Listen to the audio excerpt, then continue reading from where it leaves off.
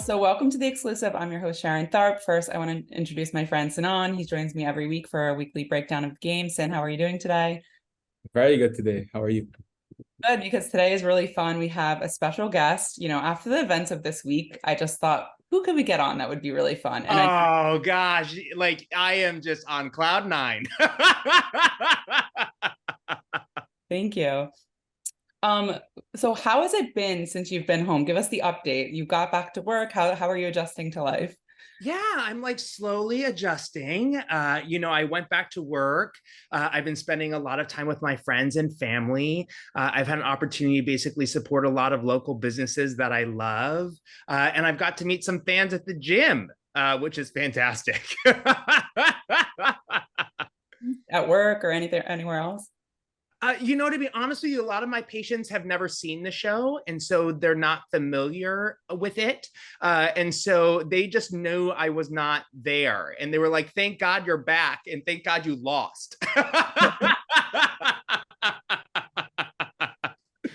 I know you said you're back at work. I know one of your big passions is mental health, especially with older adults. Can you talk a little bit about that? Because I don't think people know that you're really into this stuff. Oh yeah. So I got interested in working with older adults and their mental health right after residency. I took my first job and was the medical director of med psych at a prominent institution, and then basically found myself really gravitating towards where these two things combined, like my primary care experience and my mental health experience, and where a great intersection is older adults, and there's a huge need for older adults mental health, specifically related to the cognitive disorders like Alzheimer's disease and late life depression and loneliness, and late life psychosis, and so I just gravitated towards this, and there's only 3,300 of us in the country that do this type of work, and so I'm just super passionate about helping families know that we're a resource, and then helping them navigate this really tricky system, and then provide their loved ones with a dignified outcome and death. So that's where I love this. What would your advice be for someone who would wanted to help out or get into something like this? Yeah, I think that, older adults as a population are a fairly lonely group, especially after the pandemic. So the most important thing to do is find connection in any way possible. And we do that all the time. We have people who come into nursing homes and resident facilities to basically do singing and socialization. Sometimes they'll bring their pets so that people have experience. But it has more to do with like just making a phone call, to your loved one would be enough. Right. So trying to reconnect with some family members or reestablish bonds would be fantastic if you feel comfortable doing that. Not every family is close like that. But just sort of like putting on your list of being intentional. And I think it makes a huge difference. Oh, now I feel like I have to go call my grandparents. Yeah, you should call your grandparents to check in on them, right? Of mental health, obviously Big Brother is a pressure cooker in there. It's a weird experience. Not a lot of people experience it, and I'm assuming when you get out of the house it's kind of a bit of a shock. What would Yeah. advice be just for people coming out of the house to take care of themselves? Is there anything specific that you did just for self-care as you adjusted to normal life again? Yeah. One, take it slow. Two, be kind to yourself. Three, don't read the comments. Yeah. And four, you're going to find that people will love you and hate you. And the important part is to realize, like, what is it that you believe, and what is it that you don't believe. And one of the things that, as a psychiatrist or mental health trained person, I'm constantly assessing, like, what is me and what is not me. And it's really important to make that distinction of like, what is it that you should own and apologize for and accept and change? And what is it that someone may be projecting onto you that has everything to do with them and their story at that time? And so, I've had an opportunity to reflect on that quite a bit and put that into practice. Wow, there's so many layers to that. Yeah. Yeah, especially with how prominent like social media is within the Big Brother community. Like it must be hard to like try to navigate between like reading the comments and like holding yourself accountable with stuff you've done in the house, as well as like, saving your mental health and with like for all house guys to like go on the show and leave the show? Yeah, I mean, for me, I try to remember that I am flooded with so much love right Yeah. now, and so many people have said great things to me. And but of course, I get negative comments. But I just remind myself that, like, just because you have if I had a $10,000 in a bank and and $25 was missing, I'd still be like, yeah, I love $9,975, right? And so I just always focus my attention on sort of the people that are like helping me thrive. And I have said this before, that the world is really hard, right? It's a really challenging place. And you want to surround yourself with people who are cheering you on, right? Because it's already so difficult. And so, for those individuals who have negative things to say, like, those are your opinions, and the block function works great on my phone. And so I would encourage people to realize that not everyone will like you, and we're in a place where there's 8 billion people, and the fact that 8 billion people would all love you, that's crazy. You'd have to be an egomaniac to believe that was possible. Yeah, and especially because like at the end of the day, you're just playing a game and it's a show, and they need to separate between like the people outside of the game and the people when they're in the game, and they're not. Yeah. And I think All, that's a problem people have, is that they have a hard time separating the person that they love and the game player, right? And it's the same thing that I'm struggling with constantly, which is like, how much of what I know of the people in the show is character versus gameplay? And you don't know that till you actually have a real conversation, right? A conversation where there isn't $750,000 on the line. And so I look forward to the conversations that I'll have with people who have said things about me in the future, right? So that we can clear the air and I can get to know like who they are outside of their competitive spirit. Yeah, it must be weird when you watch the show to be like, well, this is what I know of the person that I was playing with, right? And then this is what I'm seeing on TV. Is that weird? That has to be weird. Yeah, it's so weird, right? Because I know these people in a more complex way than what is presented on the television show. And so some of the things that I think about is that consistent with how I know them? Mm. And it's hard to know because I'm not there, right? And so a lot is lost, just in body language and vocal expression and intonation. And so when I'm reading some of the live feeds, I'm like, I don't know what to think of this, right? Because it could be taken totally out of context. And as you know, like the live feeds come in and out based upon sort of what's happening in the house. If there's something more exciting, they switch. And so you just miss parts of conversation, which is like the game, right? Like it's just little bits of conversation that you get, and then somehow you complete the picture. And in my case, people learn that the picture was wrong. Right? Which ultimately leads to my backdoor and eviction. I mean, that makes sense. So even Cameron, for getting into this week a little bit, like he was lying to the cameras. He was lying to everyone. We didn't even know he was going to nominate the people that he did. So you really don't know what you're getting, even on the live feeds, if that's face value or not, right? Yeah, it was interesting. I had a conversation with Cam's family, and fascinating enough, they were like, Cam is lying. But you wouldn't know that if you didn't know Cam, right? Like, and his family just has a very different perspective. Yeah, I was gonna say, what did you think of that move? It was pretty fun when I. Oh God. I couldn't stop laughing that whole day. I couldn't stop laughing. I still can't stop laughing about it because what's interesting about this move is that Felicia had told me at one point in time the reason she made this move is, as an older adult, she wasn't confident that she'd win the show. But she wanted to be remembered. And so the way she thought she would do that when this opportunity came up is that this would be the biggest move for her, and it would be remembered forever, that she backdoored their comp beast. But I told her, I was like, the biggest thing to be remembered for is winning the game. like this move makes no sense, but she had her mind made up and it had already happened. And so, I think what will be remembered out of this moment, if she is evicted, is that will have been the stupidest move that has ever happened in Big Brother this season, right? At least up till now. Yeah, I'm seeing a lot of what is it, Hisam's karma memes. Are you loving that? Yeah. And I love it because, like, you know, how often do you actually see the vindication happen? Right? Like, how often do you actually get to see, like, when something bad happens, then there is a payment for it, right? We talk about sort of this karmic universe, but we're actually watching it in real time on Big Brother, and that's fascinating to me, right? That we are actually watching sort of an action basically have the karma response within weeks, and man, it feels so good.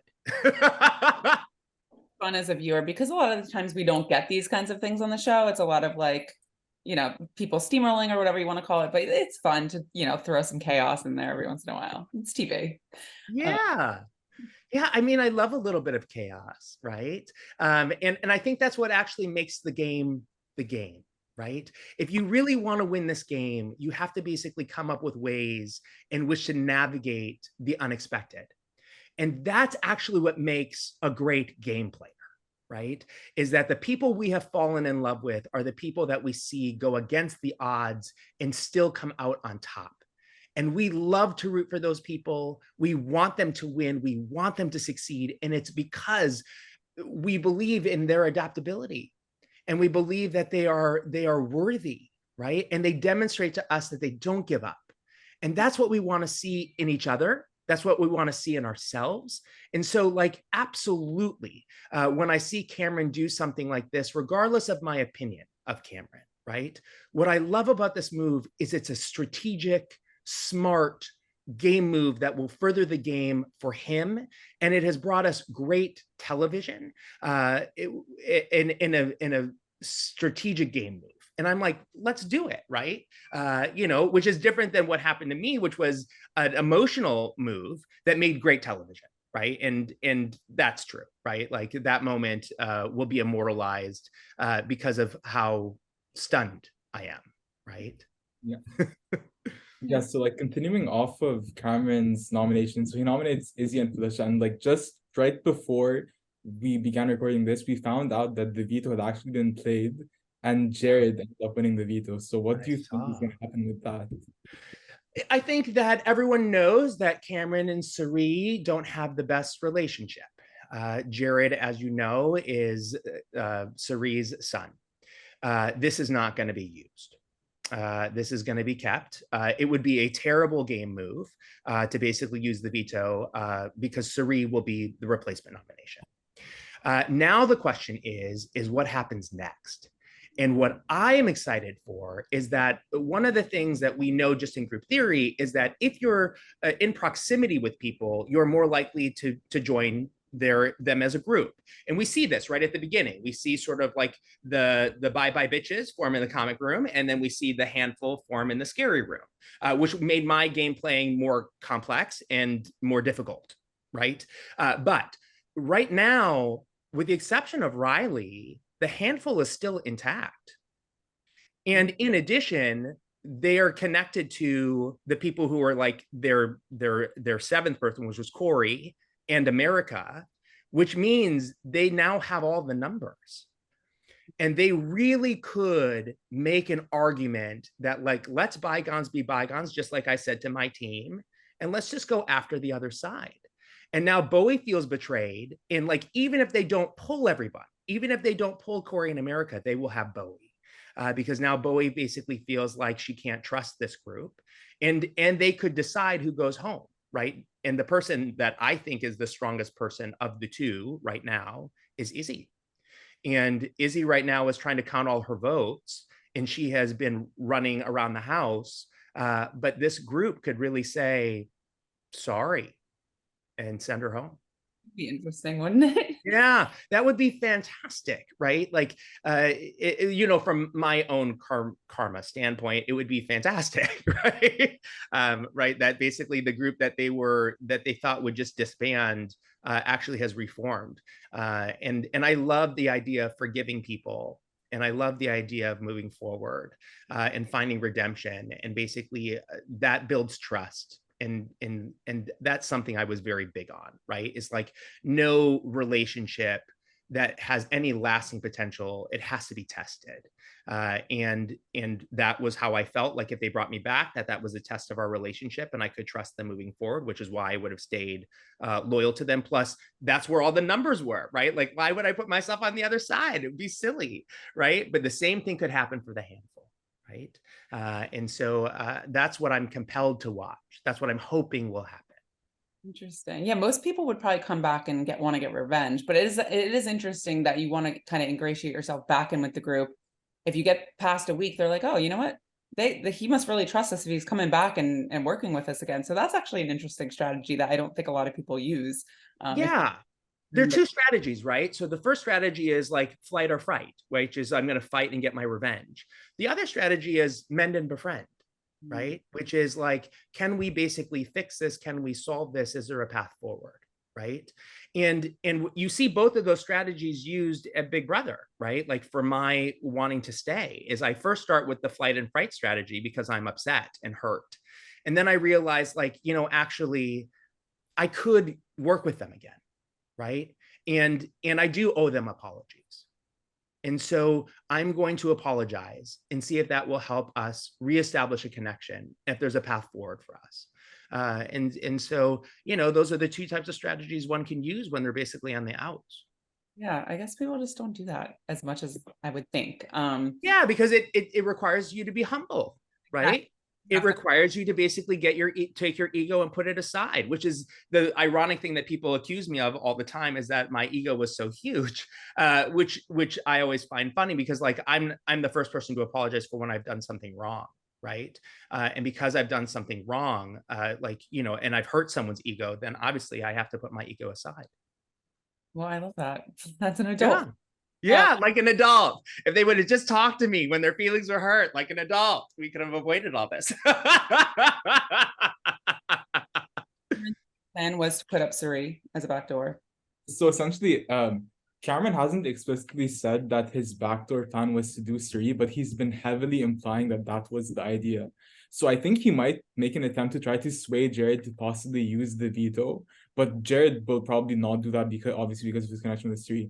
So I was thinking, do you think it could be like a potential scenario where Cameron like tries to trick Jared into saying like, I'm using the veto and I'm gonna nominate like in America, and then actually nominate Suri in that case, like pull the trick on Jared? Or do you think that's like above the thing he could Here's do? what I'll say. He might be able to trick Jared. He's not able to trick Suri.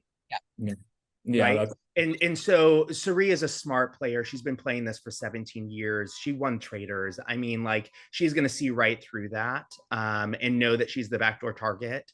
It was something similar that she did with me in week 1, is that she was concerned she'd be the backdoor target, which then basically inspired me to actually win and compete for veto and what would have seemed to be a relatively easy week. And so I wanted to keep my group together. So of course I basically go out to win the veto, right? But Suri is a smart player, right? She is not going to allow Jared to make this mistake. And Jared right now is listening to her, maybe 80% of the time. What do you think Cameron's like right move moving forward after this week is? Yeah, I think Cameron's right move right now is he needs to get the handful back together, right? Like, the smart thing to do is basically say, hey, listen, we have been on the outs, but we could actually come together in the spirit of Riley, right? To basically let's have the band get back together. And there's still a lot of love for Riley in the house. There was a lot of love for Riley outside the house, which is some of the animosity that I've gotten, is that people really loved Riley and the house guests loved Riley. And they even make an alliance using Riley's name, right? And so, my perspective on this is that if you are able to do Cam, Blue, Matt, and Jag to basically be like, we're gonna do this Riley thing, pull in Bowie. Now you've got 5, Cameron is 6, and now you can go after them.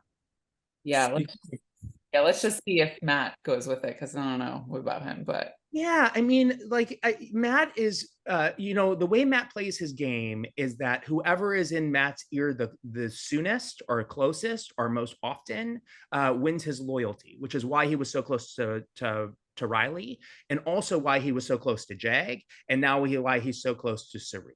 right? But it's quite possible, like, he has good feelings towards Jag, and well, I mean, that's always questionable now, right? But but it's possible, right? It's quite possible.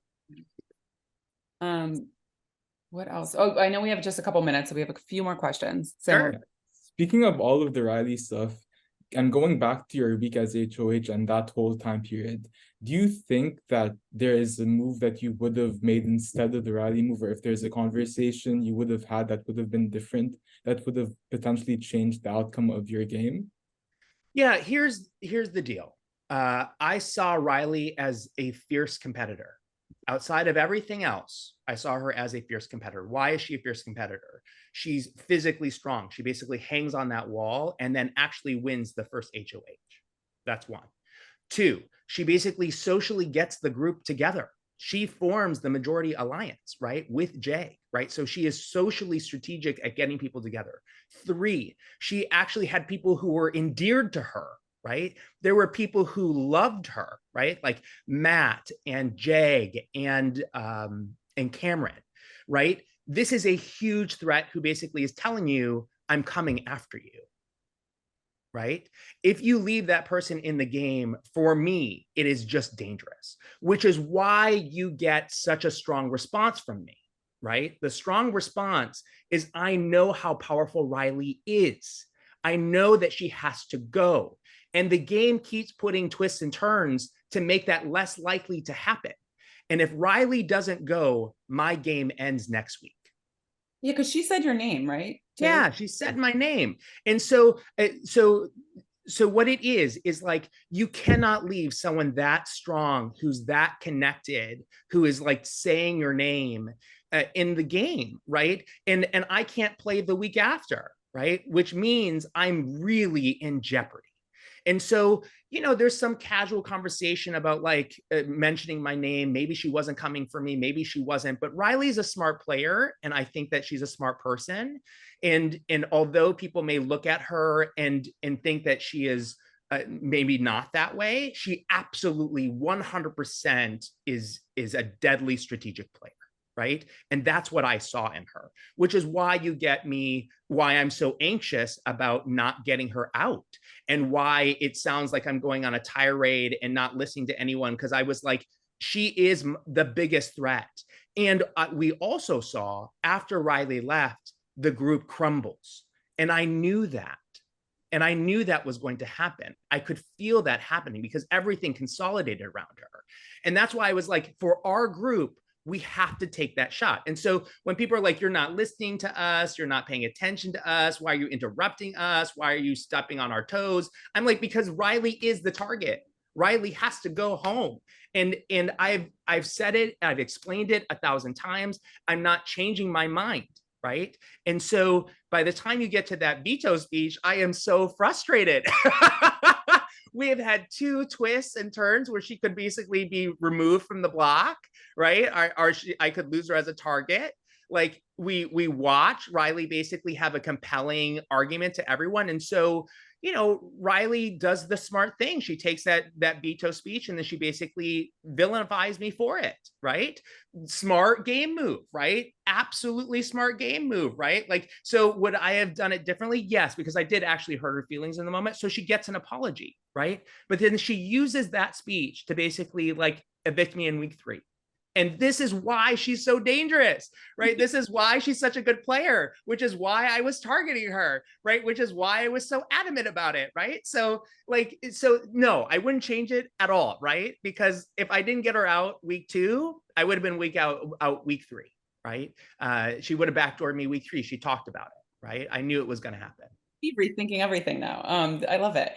You mentioned that you talked to Cameron's family. Anyone else that you've talked to, like alumni have reached out or anything like that, or other? Yeah, the alumni have all been really supportive. A lot of alumni reached out to me because they saw how I was portrayed on television.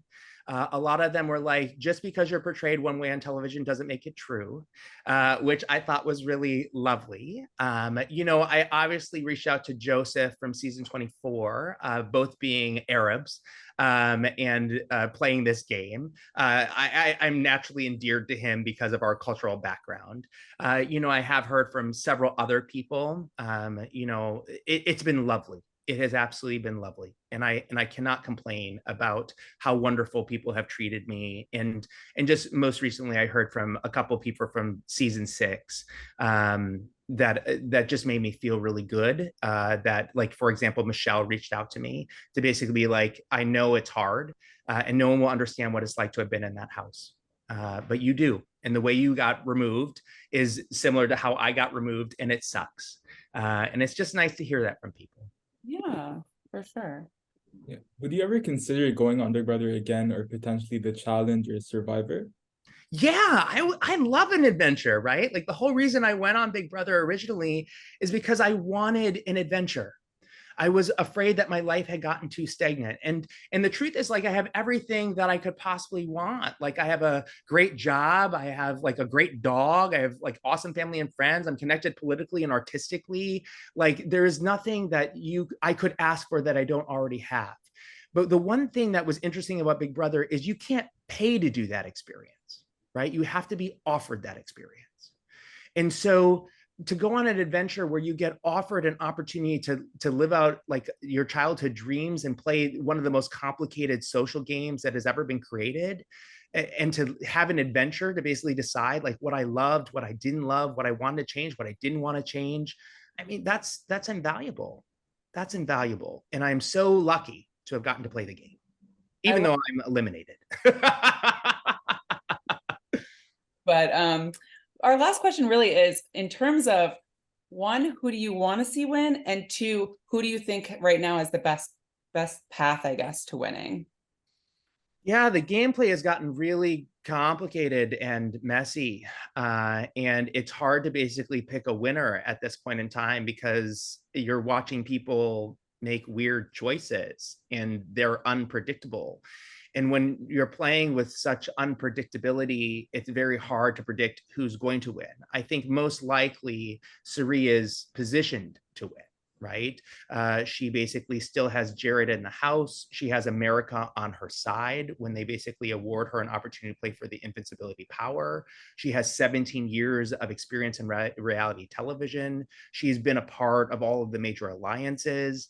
And a lot of people think that she'll steamroll through the season. And there's not a lot of people targeting her, right? The only two people who are kind of talking about it are, America and Cameron. But she is going to escape this week with Jared winning the power of veto. Most likely, I should say, will escape. Who knows? It's always unpredictable. The person that I think is the sort of the dark horse, the person that you should be paying attention to, is Nicole or Micole. Yeah, and the reason you should be paying attention to her is she is physically very strong. She's already shown she can do endurance. She stays until like the third person out in the pressure cooker, right? In addition, right, she's smart and she's strategic and she's not playing the game emotionally. She also does a great job of physically distancing herself when problems are happening and physically approaching when things are good.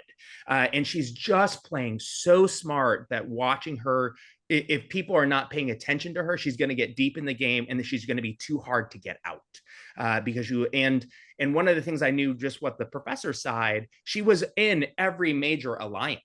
Right? She was like always the fourth person. And I remember Izzy asking me at one point in time, like, who's our fourth? And I said, well, my fourth was Red. And she's like, what about Nicole? And I was like, well, I don't know her. But the reason why it's Nicole is that Nicole is more likely to choose them than to choose me. And Red was more likely to choose me than to choose them. And then I knew that rift was starting, right? When they asked me that question. I think she's going to go far too. Yeah, and I think she could win the whole game, right? And she has everything she needs. Yeah. Well, thank you, Hisam. It was amazing that you were joining us today. It was really fun. For the listeners, please like, subscribe, leave a 5-star review, and I'll see you guys next week. Yeah, please like and subscribe. Do what she says.